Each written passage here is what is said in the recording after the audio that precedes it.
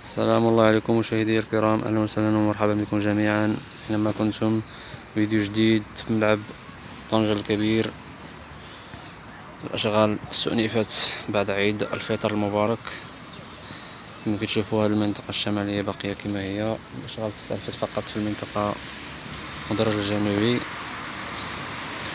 اما المنطقة الشمالية تستأنفت غير في الداخل، في داك لي مكازان اللي كاين لداخل هما اللي فيهم الاشغال. اما في التغليف حاليا في المنطقة الجنوبية حتى يكملوها عاد يجيو لهاد المنطقة الشمالية.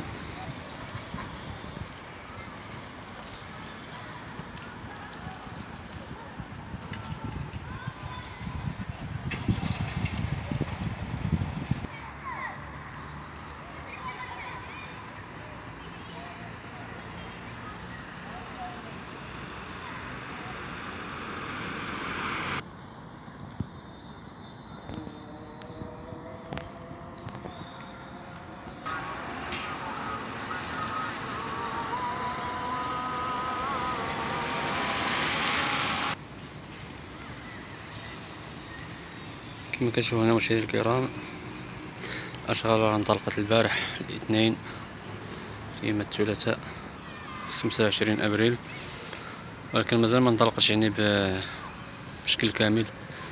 كاين ناس مازال ما جاوش من العطلة ديال العيد، كاين الناس اللي مسافرين بعادين في مدن بعيدة، الله يجيب على خير. كما كتشوفوا هنا في الداخل في الدروج هادو مازال ما بداوش الخدمة، باقي الناس باقيين مسافرين، وحتى هادو ديال التغليف راه ما بداوش كاملين، راه شي وحدين كما شفتوا لهيه داك الكروات راه باقيين واقفين لهيه، داك الصناصيل مازال واقفين تما داك الجهة، واش كيبان ولا لا مع هادوك راه يلاه شي 3 اللي خدامين حاليا. كما كتشوفوا حتى الاشغال اللي بدات هنا راه تقريبا بداو غير في الارض، يعني كيمونطيو هادوك كيجمعوهم، هذا بحيث كيطلعوهم مجموعين لان كيصعاب باش يمونطيوهم الفوق. هادو اللي كيجيو الفوق ديك الدوره ديال السقف تما كيتركبوا، هذا كيمونطيوهم في الارض عاد كيطلعوهم.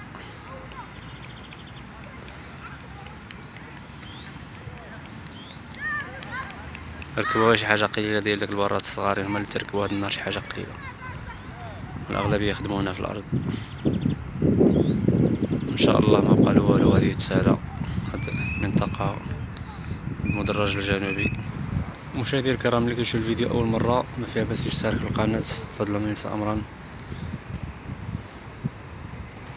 ويخلي لنا شي بصمه.